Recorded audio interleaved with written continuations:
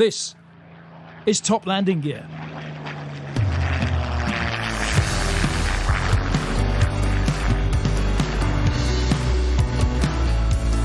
Cleared for takeoff.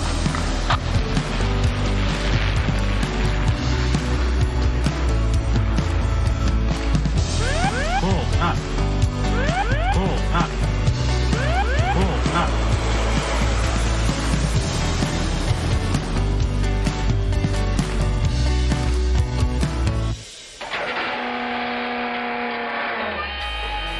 Hello and welcome to the first of our two-stage full flaps interviews with the legendary Martin Withers.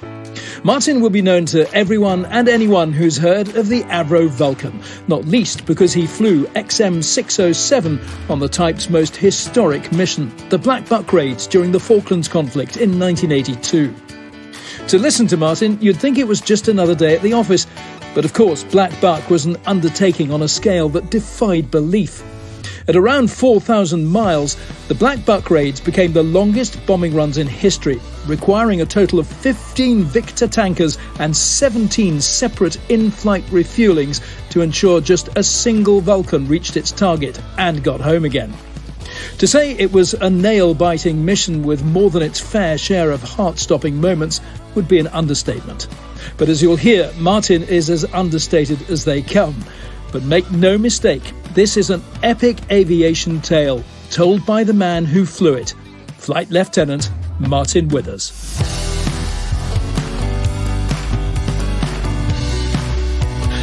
Well, we're absolutely delighted now to be joined by Martin Withers, DFC, who of course flew Vulcan XM607 on the historic Black Buck 1 raid and Black Buck 7 actually on the airfield at Port Stanley in the Falklands in 1982. Martin, I know you're in huge demand as this is the 40th anniversary year of the Falklands, but thank you so much for joining us on Top Landing Gear. First question I'd just like to ask you is what your thoughts were when you first got wind of the operation that the Vulcan might be used in anger? Well, quite simply, I didn't take it seriously at all. I find it quite strange, this, because everything I'm saying now is in the book, I think. But no, I just didn't take it seriously because my crew, they selected the 3 crews to train up and to do air-to-air refueling. And when I was told that my crew was on standby to come back and do this air-to-air refueling to get involved down south, I thought, but we were going to learn to do air-to-air refueling. I thought, oh, great sport, you know. And I wasn't living down at Waddington. I was living up here, and I came home for the weekend and was telling people down the pub all about the fact that I was going to do air-to-air refueling. So going on the arses, probably giving away top secret information because I really genuinely didn't think it was going to happen. And in fact, you know, the news was that the RAF was getting Vulcans ready to go. There was no actual really secret to that. It was just supposedly to intimidate the Argentinians. But no, I didn't take it seriously, and it was all seemed a bit of fun. And the first trip, certainly doing the air-to-air refueling, was a real good laugh. I was with the Dick Russell, who is a very special man to me now. He just came over. We took him in the simulator to show him where the switches were, and then threw him in the right-hand seat. And then off we went to join up with a tanker. And he sort of gave me the rough idea of what to do, but he didn't manage to get in about 3 or 4 prods. So used to having the visible, you can see in the Victor, of course, the probe is visible right up above your head, and you just drive in, just sort of looking up slightly. Yeah. Whereas on the Vulcan, the probe is in the nose, and as you're going, it's like parking in a parking space. You know, you sort of see it coming, and then after a bit, you see whether you actually lining up an aircraft. Typically, when you try to get on the spot when you're coming in, and you have to do the last bit absolutely straight and spot where the hit. But anyway, but that was all good fun, and I was lucky enough to get in first go, but only because I was watching where he was going wrong. and it didn't after that ever get in first. So just going back slightly, Martin, for him to jump in a Vulcan after being on Victors for however long he'd been on Victors. Oh yeah. How different is it on a Vulcan to fly from the round seat of a Vulcan to a Victor? Is it completely different or very similar? Well, I think he found it actually very pleasant. That it's so manoeuvrable, Vulcan, by comparison with that. And the Vulcan, well, it handles like I won't say a fast jet, but I flew jet provost for ages, and the sort of rate of roll and so for a Vulcan is very similar to something like a jet provost. Yeah. Which in other words is quite quick, whereas a Victor it's not quite as bad. It's more like a 707 here. And the engine response is really good, and it's a joy to fly. And he found that, but the only hard bit was that you can't actually see whether you're going in, and you have to use reference points under the Victor, which are all painted in, and they're quite visible. So you just had to. It's like joining up in formation. You sort of have a point to aim at and the other, and then you're in the right position in a formation. And it did work doing it that way, but it was good. But then very quickly we were told that the plan was for the Vulcan to be used to go and put a bomb on the runway at Stanley. Yeah. And then once you did the sums and reasoned that it was 4,000 miles each way, but we sort of thought, well, how can we do this? And so but the air-to-air refueling seemed to be coming on quite well. Quite enjoyed it, but they didn't train up the co-pilots. There wasn't time to train up the co-pilot. But I was starting to get quite cocky sometimes, sort of joining up in a turn, and I still enjoyed that aspect of it. Yeah. But the biggest problem was that the Vulcan had just one role. It was low-level nuclear strike. My crew were quite an inexperienced back end, the navigators. They'd never seen or dealt with conventional bombs. Never launched 21,000 bombs. 21 bombs. Yeah. And then the navigation wasn't designed at all for long distance flying. We relied heavily in sort of going over Russia by using a radar to pick up, to reset the old-fashioned, almost clockwork position device. Yeah. There's nothing electronic about it at all. But they would sync on track, and then he would see how far away he was from a particular reference point on the chart that he could work out would be a good return on radar, and fix the nav plotters chart, so they knew where we were going. But once you get over the sea, of course, there's nothing to tell you. And typically we would use a sextant, and that was it. Our long-range navigation relied on using a sextant. Which is in 1982, even in 1982. When you're refueling an aircraft, you don't get very good readouts off a sextant. So we didn't know how it was going to happen. And then the other thing was we were able to defend ourselves quite easily from the Russian radars and everything, because we knew all their frequencies. And our jammers, we had very powerful jammers. One reason we use a huge amount of electricity, we have these powerful jammers in the back, tuned to the different SAM radars and so on. So we genuinely thought that we could get in low level, find our way using radar, and get to a target in USSR. So the original plan for the V-Force was high-level bombing, Kit. Initially it was, yeah. Initially, so, and then old Powers got shot down. Yeah. And that was what changed it to low-level, was it? That's right. We then went exclusively low-level.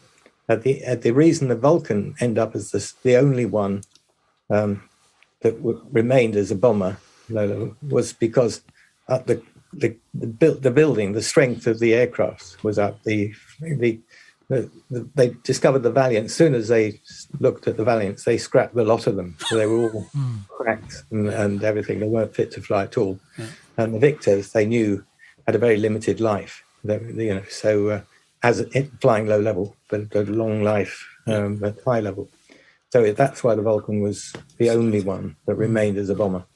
So Martin, at this stage, after with the Vulcan coming to the end of its life and its role as a nuclear bomber, obviously having been taken on by the Royal Navy, the last thing you thought you were going to be doing, as you alluded to, was training to refuel with an aircraft that hadn't been refueled in midair for 20 odd years, let alone fly a bombing mission to the South Atlantic. So it must have been a huge turnaround, even just psychologically, for you, as you were thinking you were going to be winding down, to suddenly you wound up. And that must have been 4 or 6 weeks of the most intensive training you'd ever done, I should think, wasn't it? Oh, it was. I haven't got the record in front of me, but we were flying every day, and wherever possible, going up and actually doing some air-to-air refueling, and then we would be doing bombing, so live bombing somewhere.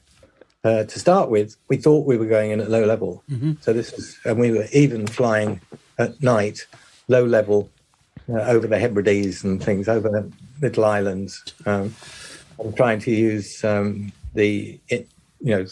what do you call it, the infrared? No, the night vision goggles. Yeah. Yes, yeah. And we tried that, and that was almost lethal because everything's green and you're flying along. And we were surprised we didn't lose somebody there, but it would have ended up totally pointless. We'd have had to run in with the co-pilot using the goggles to sort of tell which way to go, and then the other guy, because you can't see the instruments with the goggles on. You get the whole thing is not designed. Yeah. We also felt if you had to bang out, ours weren't properly attached, and they'd probably smash your face in and so on. So they were a no-goer. But fairly short, we thought it was going to be a one-way ticket, really, because if we had to go in at low level, it not only was it quite pointless because the navigators didn't have the means to actually see the target until the last minute. Well, that's all right if you're on GPS and the rest of it. You can actually find it, and you know it was turning up any second, and there it is, and you press the button. We would have had a hell of a job to even find the airfield. Mm-hmm. Then we needed time for the radar, the bomb aimer, to actually get a good, get a good fix to put his hairs over. And then we were so vulnerable in size and so on. I mean, you look at air shows, people, no problem at all, taking lovely photographs and stuff. Tracking it quite nicely. And we had particularly the Ehrlichen guns, 35 millimeter shells firing at you, certainly more than one a second. I think they had 4 barrels firing at you. Yeah. And they're radar guarded, aren't they? But I mean, it was so typical that we were told, don't worry, you'll be going in above 8,000 feet because that's the limit of the accurate range of these Ehrlichen guns. But the bullets don't just stop, do they? Half a second afterwards. And, so we knew that we were still incredibly vulnerable at going in low level just wouldn't have worked. And if you drop a bomb, it has to be at low level, say 300 feet. You'd have to be up at 300 feet for it to even arm. Yeah. Because it's a standard little way it arms is once it starts going, it's just a little sort of windmill that has to go for so many seconds before it the bomb is actually armed.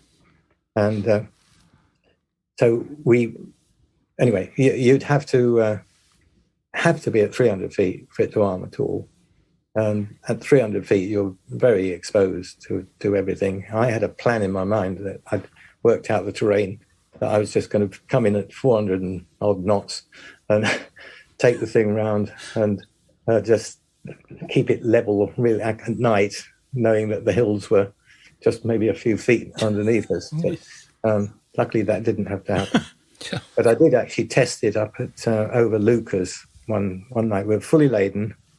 We got 21 bombs on board, we just filled up to full, and I went over Lucas, and flying at the limiting speed was 315 knots, I seem to remember. That was because it was only tested up to that speed, so it didn't. And then you weren't allowed to use more than 15 degrees of bank, but I tried it with about 60 degrees of bank at that speed. But we were over Lucas in case it broke up, and we had to turn out.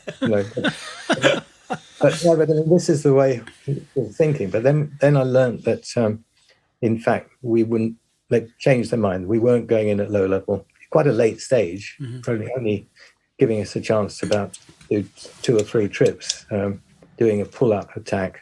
And even things like, it was very difficult for the navigator radar to realize how to keep tracking while we pulled up into a steep climb and leveled off and everything. And until we got sort of a level platform, he couldn't start really aiming again and that sort of thing.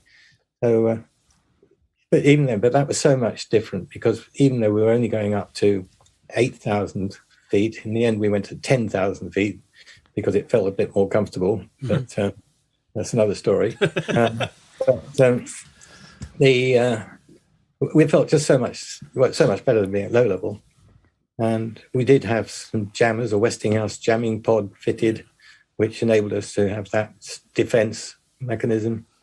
And as for the air-to-air refueling, what eased things enormously was that the poor air-to-air refueling instructor from Marham, the Victors, each one who trained up an individual crew, the 3 crews, I say, Dick Russell, who I'm hoping to see on the 1st of May this year. It'll be his 90th birthday. Oh, gosh. Wow. The day we actually flew down to Ascension, it was his 50th birthday. Oh, yes. Oh, yes. Yeah, I read that. I think that's in the book as well. Yeah. Did you know, Martin, early on that your target was going to be Stanley Airport, or were you unsure of what your target was going to be? No, fairly early it was, because I thought we were going to be attacking Argentina. When we first started off, nobody told us anything. And then when we were told it was the airfield, the runway, quite quickly, but still only about 2 weeks or less than 2 weeks before we actually launched, we did know that it was going to be that sort of a pull-up on the runway. And then a high-level attack. And then as soon as we could, then get the hell out of there. In fact, we were planned to go out at low level in case there was anything that could shoot us down after the attack. Yeah. But we ended up with shorter fuel, so that we didn't do that. The reason we took the air-to-air refueling instructors with us was that they'd calculated what the biggest risk was failure was just that the tankers were renowned for something going wrong, and for the whole thing to work with. Well, they took off with 11. One went wrong before the first exchange of fuel, but they had 10 aircraft. But the chances of it working for everyone all the way down just to get us there, it was a pretty close run thing anyway. But was, I say, they thought the biggest risk to failure. But then the second one, people were saying, well, it was only the captains who were qualified in air-to-air refueling. The co-pilots didn't do anything, and it just wasn't time to train them. But the captain would need some sort of assistance, and the simplest way was just to make these poor guys come with us. So there he was on his 50th birthday. Never been to war before, and when he did go to war for the first time, he was sitting sort of down the back in a dark hole, not knowing what's going on. And I wouldn't like to even flown down the back. the comfy seat in the aircraft. The slide out underneath the thing, and if you see films of it, when you're coming out, you actually sort of fly just underneath the body of the aircraft. You don't fall out like a paratrooper. I'm sliding down the slide. Yeah. Just do that. And if the wheels were down, you'd go right into them. But that's a different thing. So, Martin, when you were on Ascension, then did you take Dick off for a sort of a birthday drinks at? Was it 2 boats? And I think probably ended up slightly the worse for wear when you were going on ops the very next day. Oh, we were only the reserve crew. Yeah, well, Never going to get used, are you? yeah, well, that's the point. We haven't made that yet, have we? Yeah. It's just that I was thinking of Dick, and we wanted to give him a good send-off. And secondly, I do like beer, and like one of my biggest worries there wouldn't be any beer on Ascension Island. You see, so I'd got a homebrew kit, with a nice big bucket, and I'd put a bottle of whiskey and a whole chunk of beers, to take with us. But that was for on the way home, But and the bucket was because I didn't realise they did actually give us little portaloos in the back there. But that was, but in the end I forgot about it, and it was left in the up at 2 boats in the residence where we were living. But yeah, I say lots and lots of stories. Yeah. So 607, which ended up being your aircraft. As you say, you were going to be the reserve crew supporting John Reeve, who was in 598. But I think, was it while you were on Ascension, which was only a very short time, and you were there for, 24 hours before you flew out?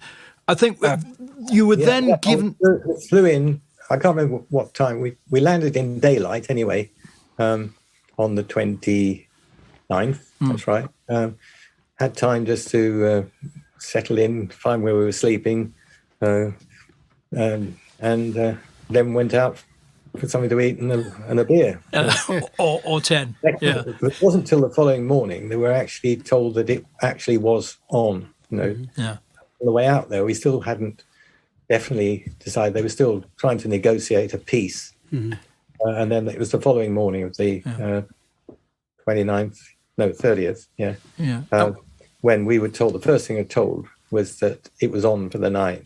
So I just went back to bed again and tried to get as much sleep as possible. So, and when were you told about the refueling plan? Was that while you were at Wide Awake on Ascension? Because you were sitting next to Dick, the refueling expert at the time, weren't you, when you were told this incredibly complex fueling plan? Well, you've seen it, haven't you? You know what it looks like. Yeah. I remember being shown it when I was going through officer training at Cranwell. In the defence studies lecture, they put up. You think air power's easy? This is the refueling plan to get one Vulcan to the Falklands in 1982. And I remember just looking at it, going, "How can it even work that out?" I've seen it many times. I still can't understand. I just don't understand. I'd never seen anything like it. I didn't know what to be ready for. We were going in for a briefing room, which was full of all the Victor crews, the 10, 11 Victor crews, plus a Nimrod crew, plus the general planning staff, and just standing up at the back of this big tent. And the first thing that happened was the squadron leader who was briefing put this whole thing up, and he said, "There's the refueling plan, gentlemen. Any questions?" Nobody asked the question. But I just turned to Dick and said, "Do you understand that?" And he said, "Yes." He now tells me he lied, but he said yes. He said yes. So that meant I didn't have to worry about it. But even so, we had no sort of real vision of what it was going to be like and how you actually identified the other aircraft and so on. So. And that was to come, a couple of hours later. We were given other information on sort of places to escape to if you had to bang out over the island. And we were actually given a gun and some bullets, but we decided that we weren't going to take those. There was too much clutter. Right. I don't think anybody wanted to. I don't know. Well, we haven't got pockets even for it. They just gave you a gun and bullets. But we didn't. We elected not to take guns. Probably because I was done a little bit of pistol shooting, but I wouldn't feel I was qualified really. We always reckon that it was better to throw the Browning 9mm at an enemy rather than try and shoot him with the accuracy that we generally got with them.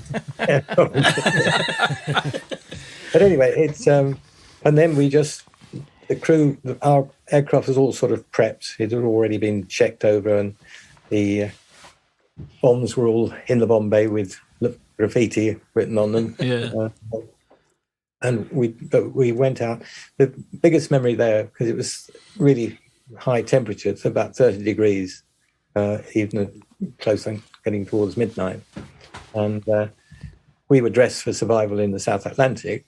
So I had normal sort of socks and then long johns, and then a flying suit, and then a bunny suit, and then an immersion suit, So, immersion suits sort of up to your neck and everything. And so we were absolutely sweating like pigs when we got into the aircraft. And it took, quite a while before we managed to cool down again.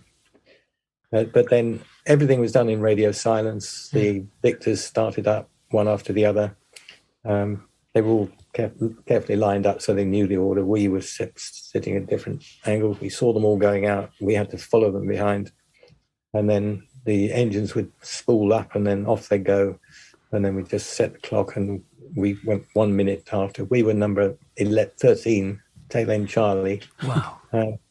But what the Victors then did, which was changed after this, it was only time they did it, is they got airborne and then set up a racetrack pattern.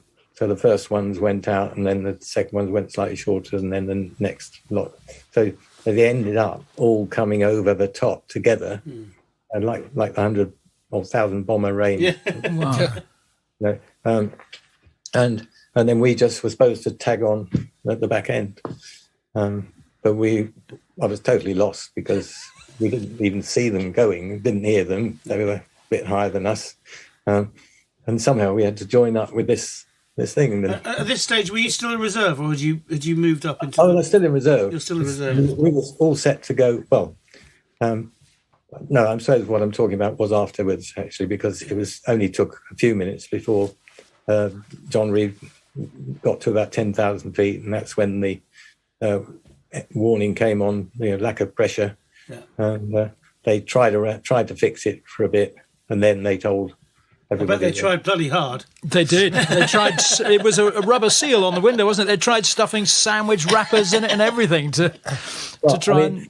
I'm keep pretty it tight. sure that what happened was it was so hot that it's a tiny little DV window. It's only about that big, which was just opened, and it was on a slide. You could just pull it back and take the whole glass out, and then slide it back in. And there was just a solid rubber seal, no air pressure in it or anything. Yeah. And on occasions, it could be a bit tricky to get it back, and you had to sort of calmly take it out and put it back in. Yeah.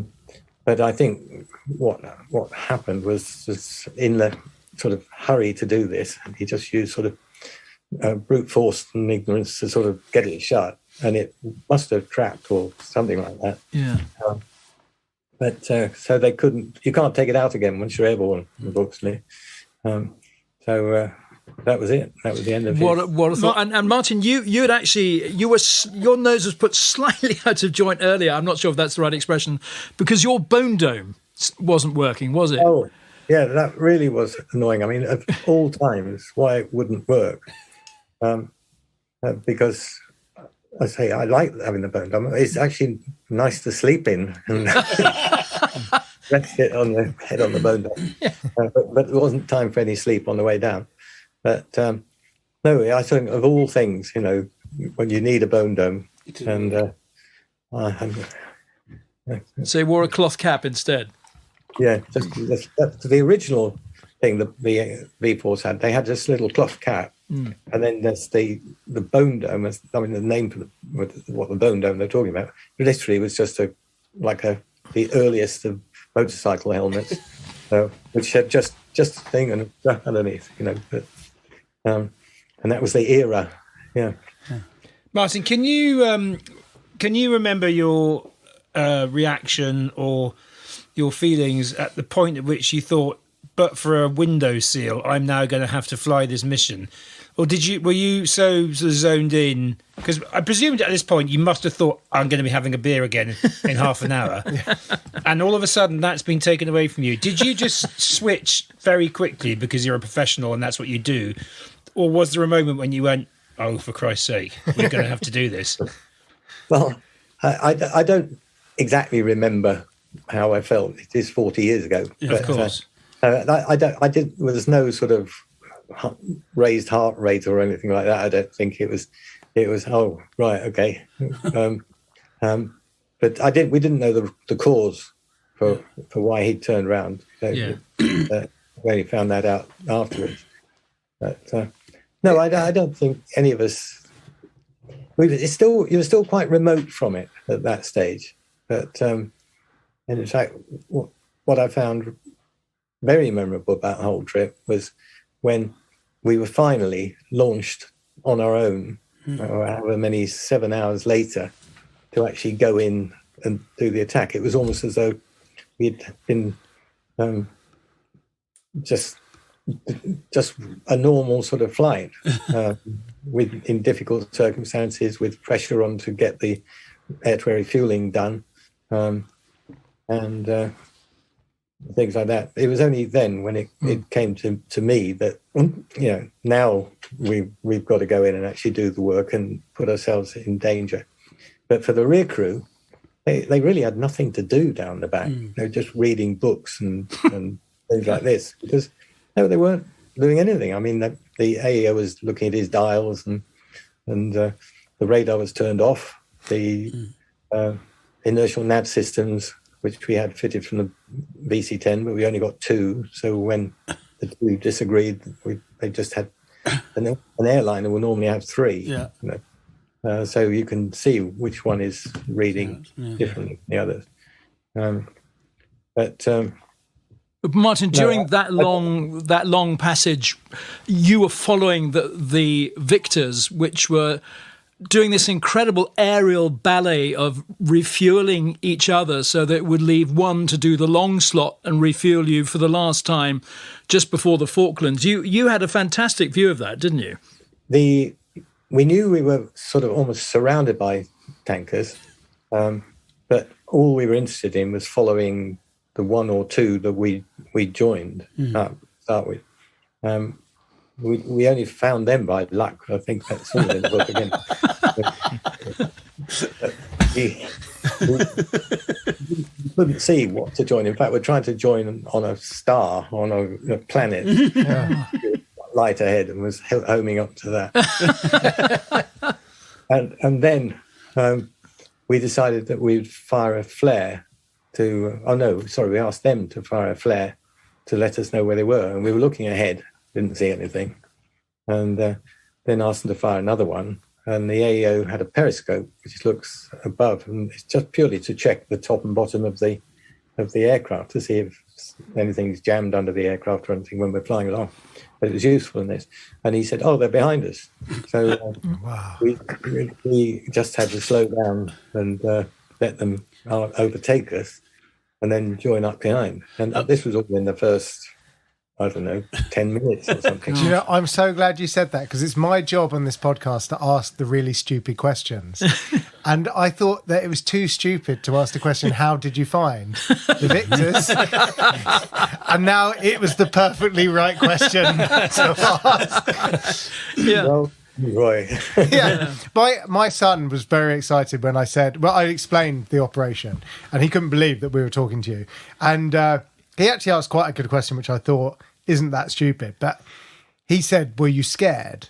And I was wondering whether you were scared, because obviously I read somewhere, or I listened to you thought that you would do your whole RAF career without, Oh, yeah. When this suddenly happened, were you nervous or scared when you were doing the training, or when you suddenly found out that you were the lead aircraft, or did it happen when you were going in for the attack, or were you just too busy?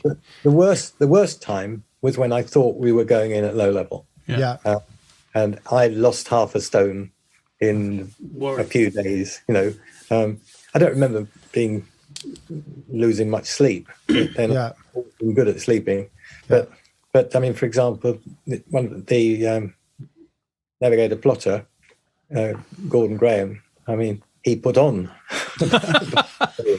in 12 days, we were very stressed by it, but I wouldn't say really scared. Yeah. But, depends how you define scared. And certainly when we let down to do the attack, it was I say it was sort of scary moments to suddenly realise, oh, here we go. Now been pushed in to jump off a diving board or something. But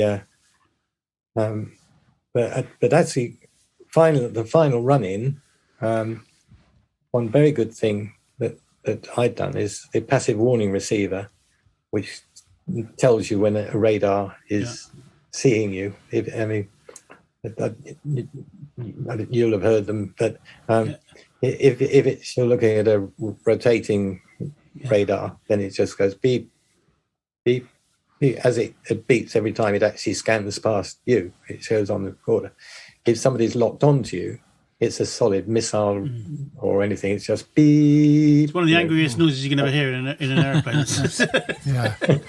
But because when we did actually do on the run-in to do for the bombing, which we did get locked on by the radar. This I can't remember what it's called now. Radar for these Oerlikon guns. Fortunately, we had the Westinghouse pod on, and that did the job to decoy it. And so, if they were firing, we never heard anything about it. I don't think they just got a.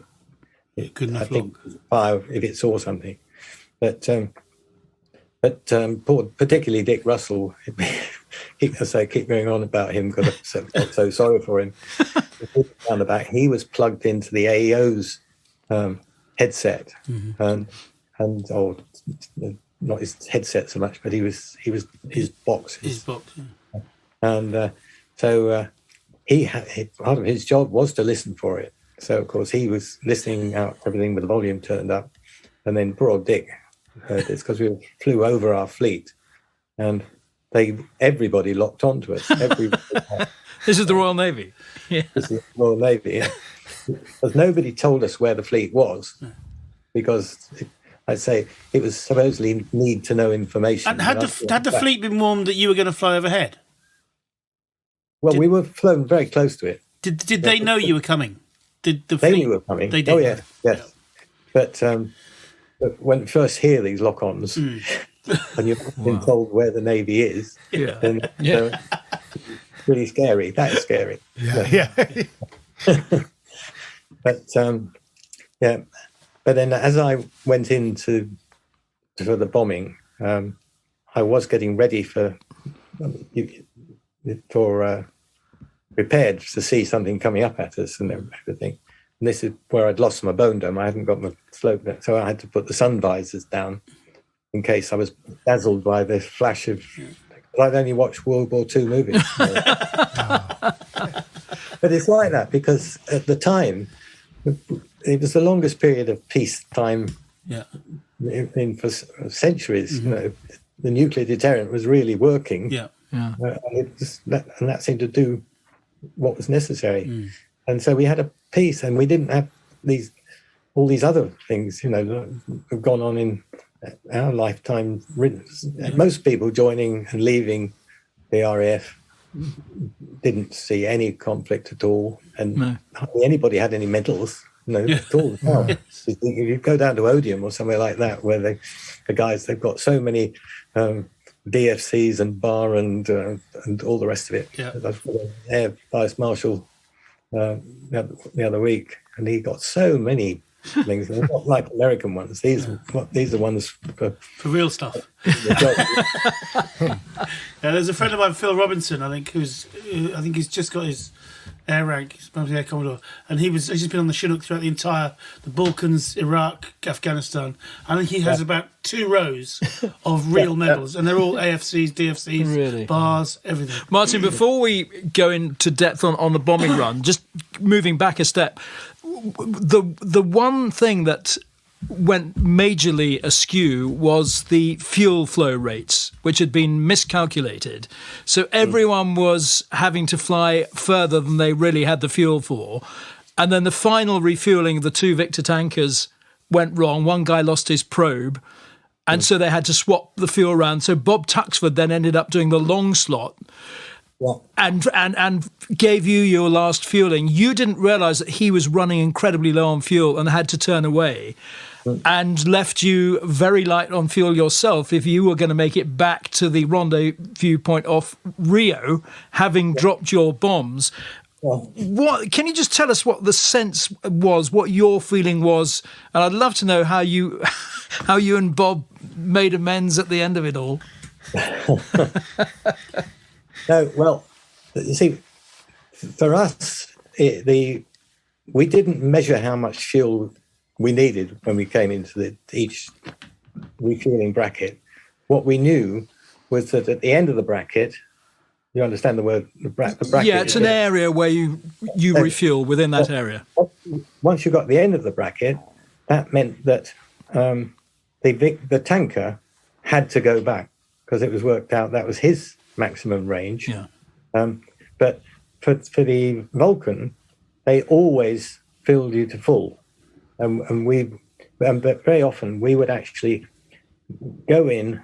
We had maybe 15 or 20 minutes. The light would come on, enabling us to go. Just you're free to join, to take fuel. And if we actually got in straight away, we'd be starting to take fuel, and then we stayed hooked up right to the very end of the bracket, so we could be actually hooked on and taking fuel right up to the end.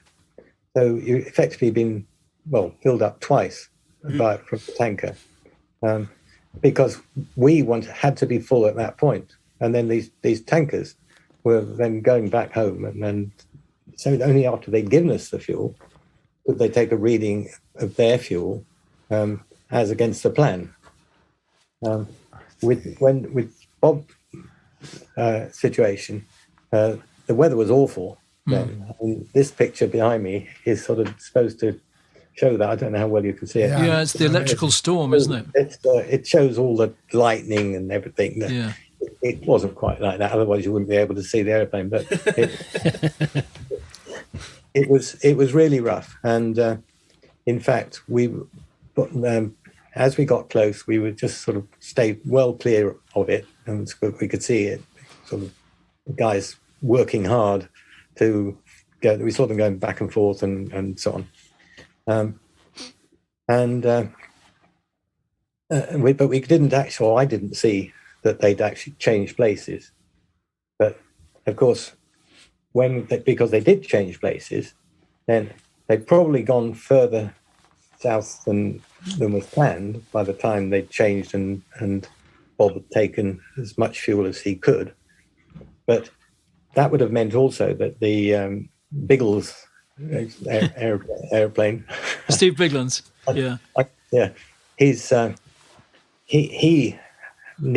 he absolutely had to have enough fuel to guarantee him getting back, because now he hadn't got a probe. So no good him calling for a rescue aircraft, because it wouldn't mean anything unless they could give him a tow. So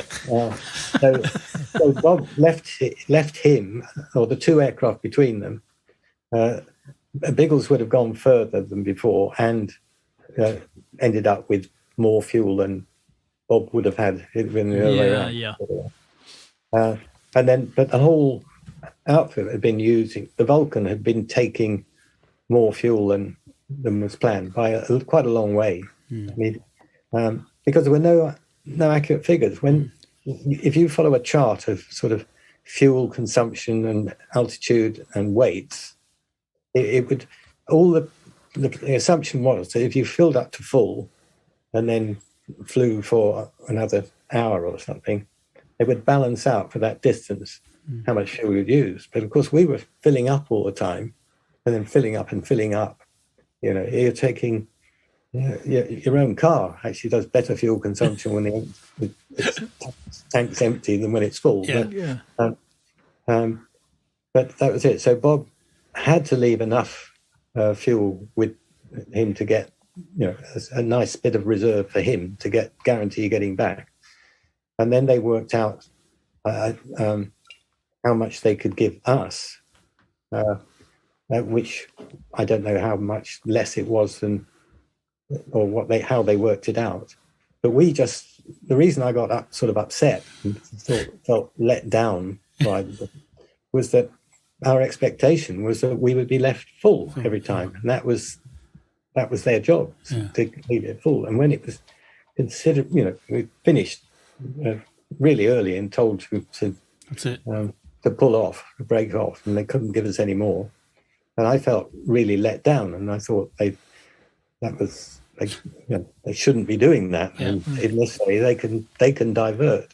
And of course, it's radio silence, so you couldn't chat about it, could you? Well, we did start talking because One job, guys. One job.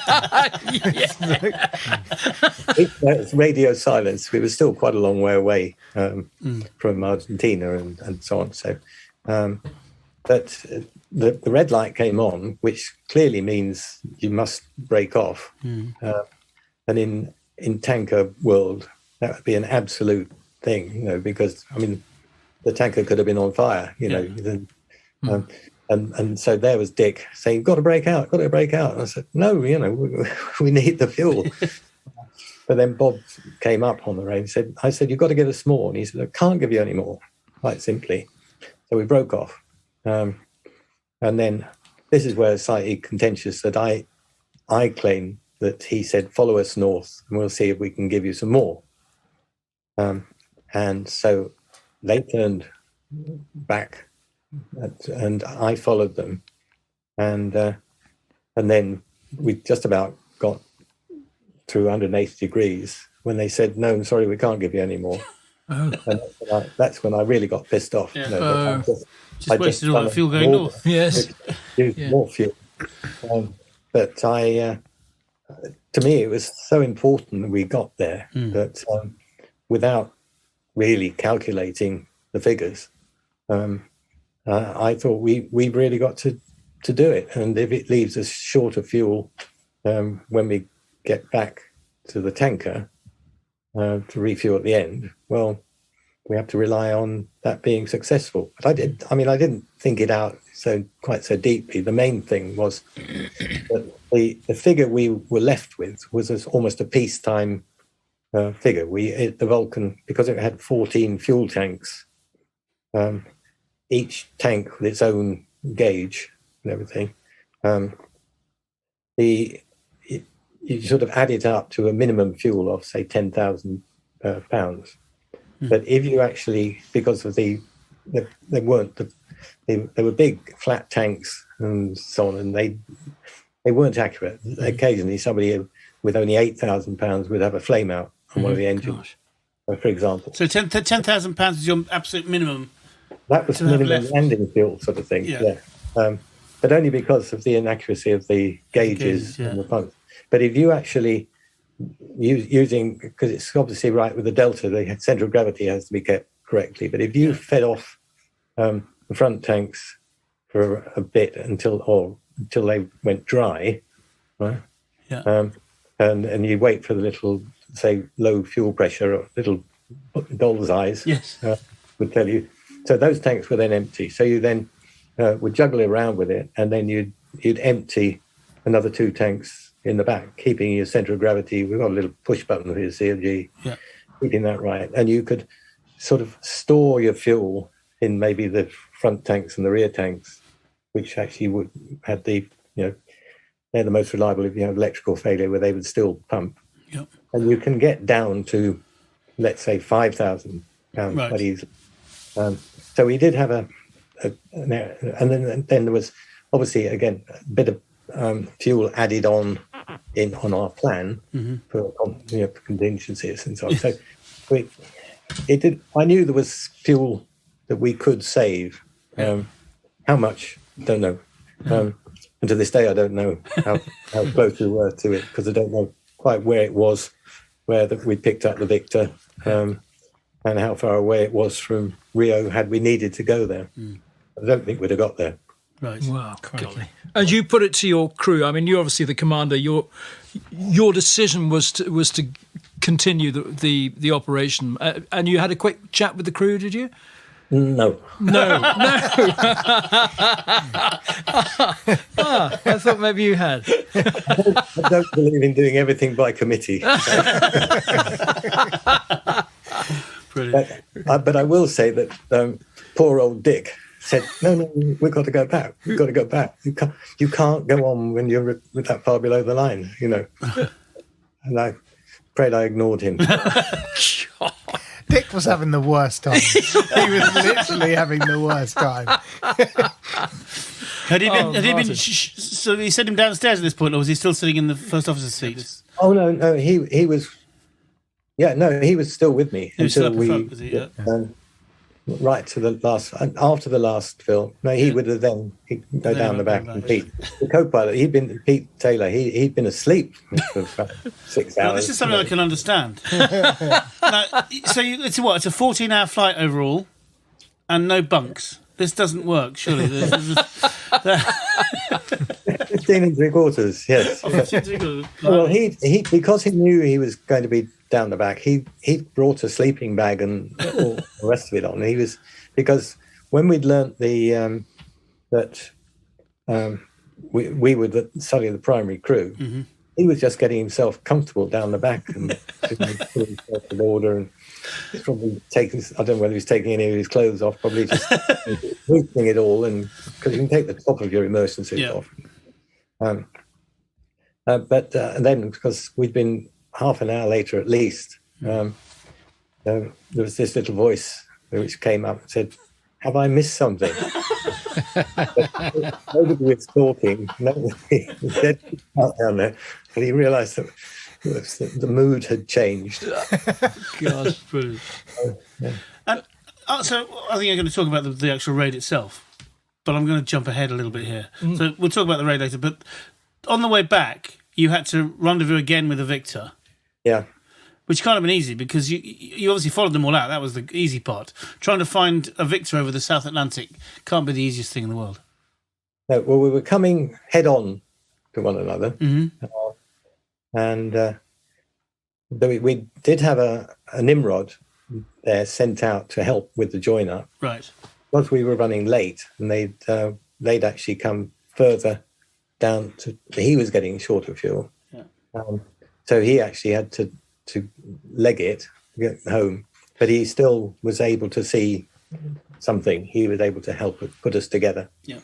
And then we use a TACAN from both aircraft. Yeah. They could, so we did come pretty good head on, lovely blue sky, and just it was a perfect join up. Because the way they join head on, they like to join head on, and then one just still about 2-3 miles away starts a turn, and then you just come around and that must have been quite a sort of a moment of relief when you plugged into the first Victor on the way home. Yeah. But again, from good old Roland's book, I would have said for years that I got in first time on that thing, but he's got an audio tape of what the AO was seeing out of his periscope. Mm-hmm. He said, "Oh, the aircraft's coming up. Oh, what a beautiful sight!" And there he is. Oh, he's missed. Damn Roland. Damn Roland. He lies, I'm sure. He's made it up. He's edited that. Yes, yeah.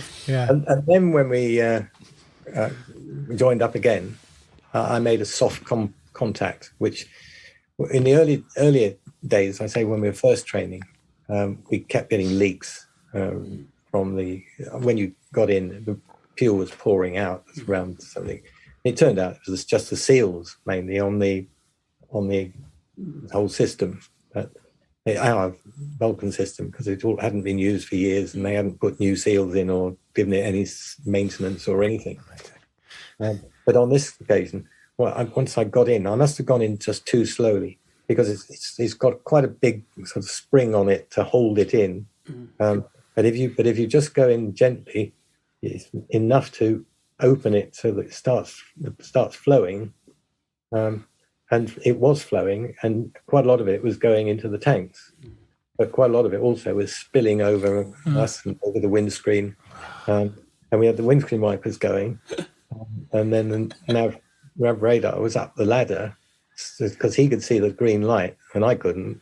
And so I was just in. You can move around a bit, so you don't have to hang on to it particularly hard. And I can't remember what I could see, but very little. But and Dick again, you can't do this. You've got to go out and do it again. And I said, no, I'm not. As long as I get the fuel coming in, I'm not going anywhere. No, it got up to about £20,000 on the dials, enough to divert with at least. Yeah. And so I then broke out. So once you've connected to the basket, is it then it's quite straightforward to stay connected? I mean, are you still working really hard as the pilot? Well, once you're in, you can go quite a lot up and down and left and right. It's just the flex for the hose. You know? Yeah. You can put excess pressure on. I mean, if you do rough with it, possibly this is how you tear the end off, because it's just held on with rivets all the way around, and they're designed to break off rather than bend the whole probe. Martin, there's a quote in the book which I'd love to think is true, but you can tell me if it's an expression you used or heard. One of the tanker pilots, I think, said it's a bit trying to make a connection with the refueling basket is a bit like shoving wet spaghetti up a cat's arse. And I would love to think that is an actual tanker expression, but you can tell me if maybe that's a bit of poetic license on Roland's part. All I know is I had heard it before, and Roland liked it so much he put it in the book. I thought as much.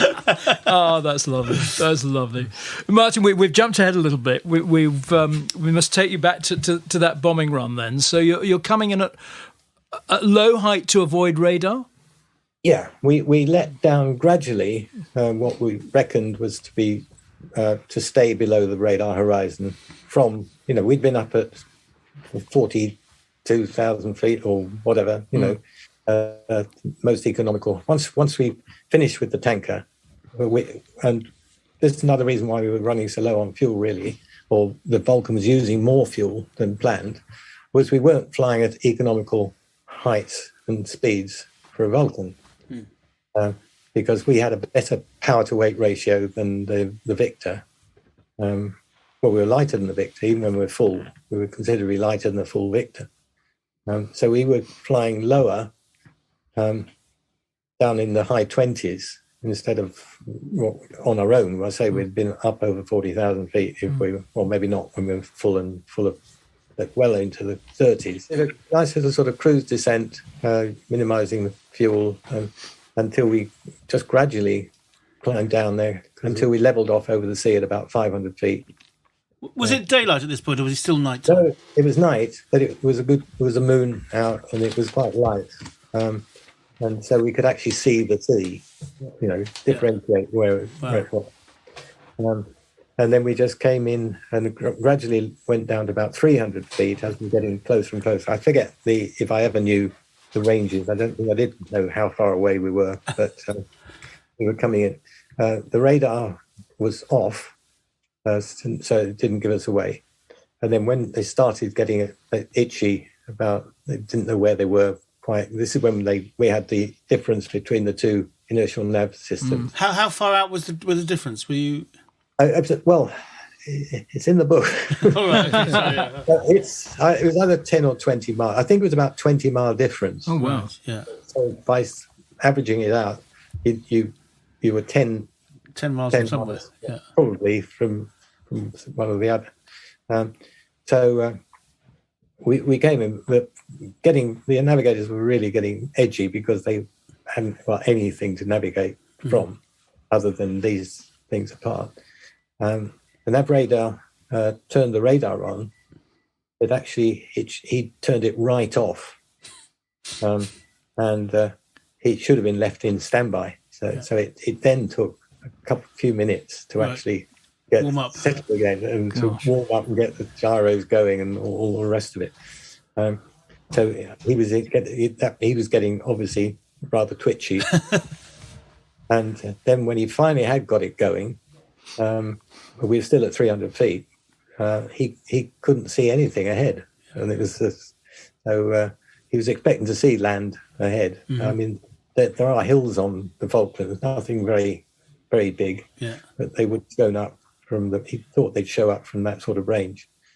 So this is when I was asked to go up a couple hundred feet or go up. And I went up to 500 feet, and that was enough for him to actually see that we were heading towards land, and the hills in the background were sort of thing he was expecting. So we ducked down again, just to run in. I didn't feel the need to go below 300 feet, although I've been quite happy to with a radar. It's such a stable platform down there. But, and then as we reached, I think it was something like 40 miles, that's when we did the pull up to the bombing height. So just a full power climb, level off, running in at about 300 knots. I can't remember the exact speed. And is that when the radar warning receiver started coming to life? Well, this is during that last bit of it. During that bit, yeah. So that came in, but I say I didn't even know about it because I got the thing turned off. And at least just volume turned off. And then as we got close, then obviously the navigator and the radar, he was able to identify the headland that he was aiming at, which is still about a mile away from the runway. And there, another factor from that is on a map. If you're measuring off a map, you're not quite sure how they drew that headland, whether it's somebody on the ground measured it out, or whether somebody did an aerial one, which actually could see through, and it could have been fairly shallow water, where it would be, bigger than it looked, quarter of a mile or something different. So lots of sort of different errors that could be built in. But then he was obviously felt he got a good aiming point, because into the last 30 seconds or whatever, he was just giving me tiny little movement sections. Just by him moving his aiming point, it fed through to our instrument, so that I'm just following a lead, like an ILS, sort of just following a thing in. And then I was just trying to hold it steady on height and speed. It was just like an instrument rating test, flying it like this. So that's all I could really think of. Yeah. I could see the airfield ahead, and it all still to this day, it would seem so strange to be coming in, and the fact in a few seconds we were actually going to drop bombs on this place. And the airfield was lit up as in peacetime? There were lights on. I know it wasn't sort of operating lights, because there's no flying going in and out, but there were lights on. Yeah. So they weren't blackout. And then I say just steady, maybe, I can't remember. I think the radar would be talking to me, because sometimes he would put something in and then I wouldn't take it out until he said take it out. And Martin, you were flying in at about, was it 35 degrees to the straight line of the runway to make sure you're obliquely crossing the right. We're all on track, because this is the other thing. That's right. It wasn't just a matter of we had to be on the attack track, but we managed to achieve that. The craters show the line, really, yeah. And the reason for that was the runway is only about 150 feet wide. Vulcan wingspan is 110 feet. So it gives you a perspective. If you just try and, I've still got somewhere at home in a trunk a photograph from the sun, which shows craters all the way down the runway. That's wonderful. But you only have to be a few feet out, and they all go off down the side of the runway, going diagonally. Then if it's 150 feet that way, you've got a little bit more, about 160 feet. Yeah. With an angle, so you just got that little bit of extra. And the spacing between the bombs is something like 2 seconds, let's say 100 feet separation between the bombs. So if you've got two on the runway, it would imply almost that you were leaving a hole in the center. So getting one would have been nearer the center of the runway. Yeah. Cool. And all the bombs went off okay? They all dropped off all right. Dropped off, yeah. But interesting enough, there are only 16 big craters. Oh. The first one, it was the one on the runway. Yeah. Wow. Now, whether that was the first bomb that came off or not sure, because if you're bombing a runway, you're supposed to use very strong casings. You should do a machined casing for these bombs. But because we had no longer got a conventional roll, we got rid of all our bombs at Waddington. We actually loaded them up in the Vulcan and threw them off down in the sea. We did bombing runs, and when there was no longer had a roll for conventional bombs. So they just were using whatever 1,000-pounders they could get. They didn't differentiate between one that was going to go for a runway or hard target or not. And who in the crew, Martin, is actually bomb release? Who's actually releasing the bombs? Is it the nav radar? He doesn't actually press a button as such. This was done automatically in the sense he'd set it all up. To run down to the release point. Oh, right. And it then goes off, and the way the bombs are released actually is incredible. It's done electrically, but you have there's a thing called a 90 way. Because there are 90 different ways of dropping 21 bombs. You can drop them for sort of one off each carrier. You can drop one off the front and the back at the same time. You can drop them. And the way they did that, you had a big wooden board, and you had lit things you set actually physically ran up. And if you want them all to go off, you put all the lot to the top, and then they would ripple down in an order to suit. And they were actually falling down and making sending off the message to release those bombs. Gosh, incredible! And it was so antiquated. It was the same. It was similar in a Lancaster or something, I suppose. Yeah. Extraordinary. And what was the forward throw of those bombs? How far from the runway were you when you released the bomb load at 10,000 feet? I don't know. Right. I don't know. It's some miles, though. It equates to because the bomb just about lands underneath the aircraft. If you're doing 300 knots or something, then the forward throw will be very different from if you're doing 400 knots. It's because it's the time it takes. Sure. But I don't know what figures we're talking about. No. Do the physical flying characteristics of the aircraft change as the bombs are going? Do you feel a difference? Does it feel lighter or anything, or is it exactly the same? Because they ripple off evenly. They go front, back, middle, front, back, middle, front, back, middle sort of thing. And there are 7 on each carrier. Right. So we just had 3 carriers. Yeah. It doesn't make a difference. Are you aware as you're flying that the bombs are going? I would say no. Right. But you're consciously trying to keep it absolutely level. And so you would sort of almost can't feel it. No. It's another instrument rating test. Yeah. It's extraordinary, is it? So you then know all the bombs are gone, and then you turn north and think it's time to get out of there. Just through full power, sort of. I first learned to do display manoeuvres. So get the hell out of there. Yeah. Was that planned before, or was that once the bombs were on, that was just what you were doing? You were just getting out of there. Oh no. Just let's get out of here. Yeah. However, no. And I was just so relieved that I was still alive. This was the other thing, something I can remember. Yeah.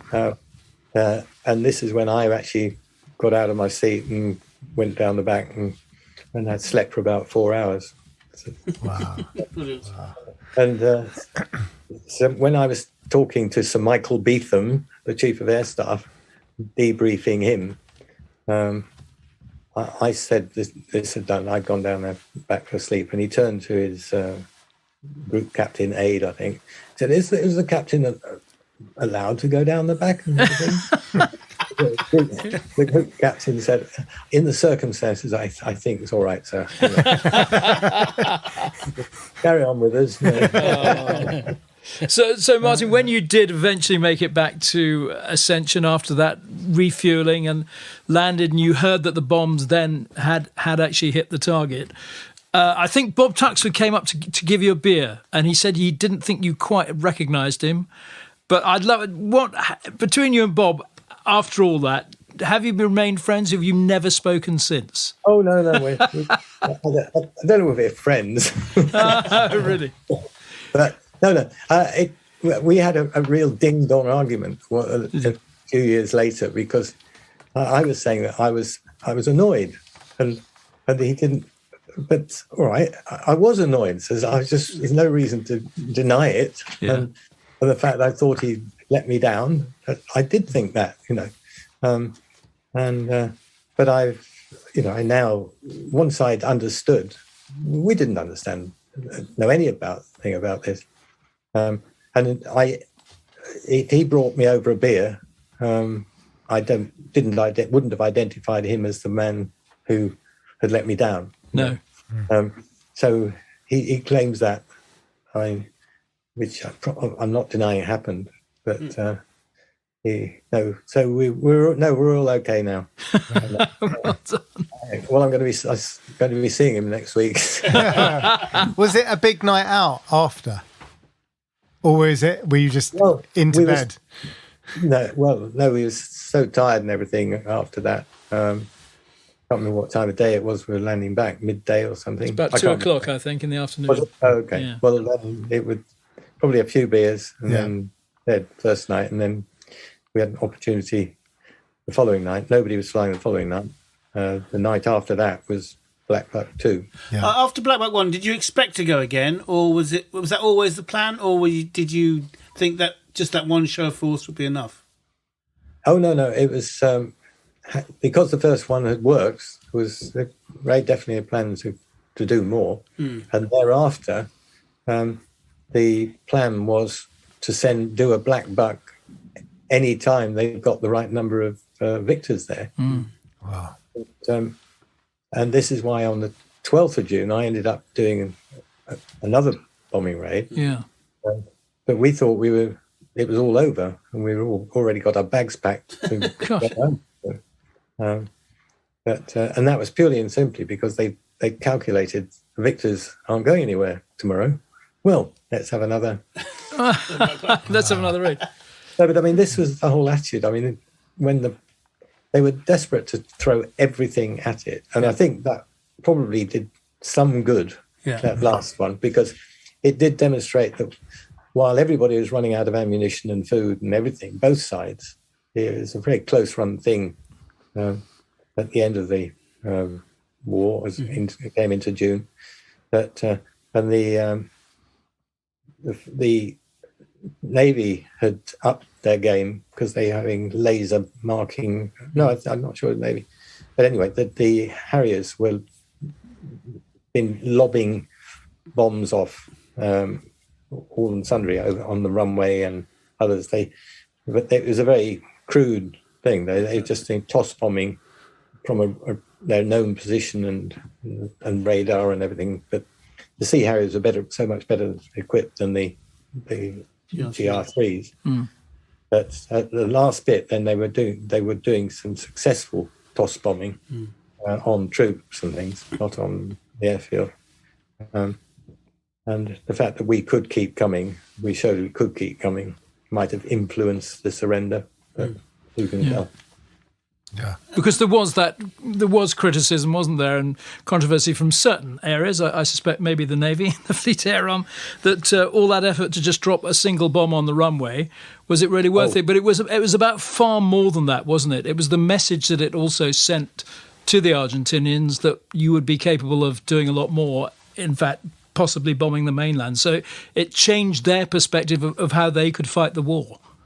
Yeah, but I mean, Sharkey Ward. Hello. Yes. Funny you should mention him. Yeah. Continually said it was an absolute waste of time and money to send a Vulcan. He'd been throwing and others had been lobbing 1,000-pound bombs from the Sea Harriers onto the airfield. And according to, again, to an RAF thing, what's his name? Harrier pilot who flew off the Harriers. Anyway, he was saying that they'd never hit the runway. They threw quite a number of bombs at it without hitting it from a Sea Harrier. Gosh. It's not designed for it. No. It's an air-to-air. So ours was the only real big crater on the runway, and it. The proof of the pudding, as far as I'm concerned, is that the Sandy Woodward, Admiral Sandy Woodward, had definitely said that the first priority was to put that runway out of action, because he didn't want he couldn't bring his fleet anywhere near the islands. I call it a fleet, probably called the wrong name. But Flotilla. All the ships. The ships got up to over 100 ships, and they spent a lot of their time about 400 miles away from the islands. But had they been able to just come out from the mainland and bomb his ships and then refuel on the Falklands, that would have totally changed things. And so for them to have a forward operating base, as it's called, never happened. So I think one landed back, but couldn't take off again. Couldn't take off again or something. But anyway, it didn't happen. The other factor was that they never used their Mirage 3s. Yeah, Mirage. No. Yeah, absolutely. Yeah. Because they wanted to redeploy them up to Buenos Aires to defend their forces there. Apparently, they had 15 of these, which could have made a huge difference, taking out the Shahs. But they never came over the island. They never escorted any of the daggers or the A4s. So Roland's claim that it made a significant difference, I think must have been right, because the Harriers were doing a lot of work, and the Argentinians were running short of fuel because it was about 200 miles from Argentina to come from these airfields, and that 400-mile round trip, and that was about the range of these aircraft. So they couldn't stay and fight or evade very much, and were very easy to shoot down, particularly with the Sidewinders, yeah. Sorry, Martin, I don't want to wear you out, but so Falklands is over. The Vulcan then eventually gets decommissioned later that year. And then 25 years or so later, you're then displaying the last remaining Vulcan XH558. That must have been a lovely period of flying for you, wasn't it?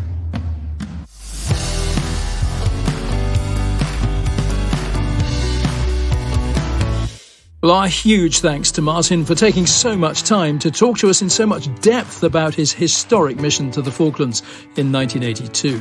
And you can hear more from Martin in part 2, in which he speaks with unadulterated joy about displaying the last airworthy Vulcan, XH558. That'll drop a week after this episode first drops, so depending on when you're listening to this, it may well be there right now. And remember, you can hear all our podcasts by visiting our website, toplandinggear.com, or wherever you normally get your podcasts from.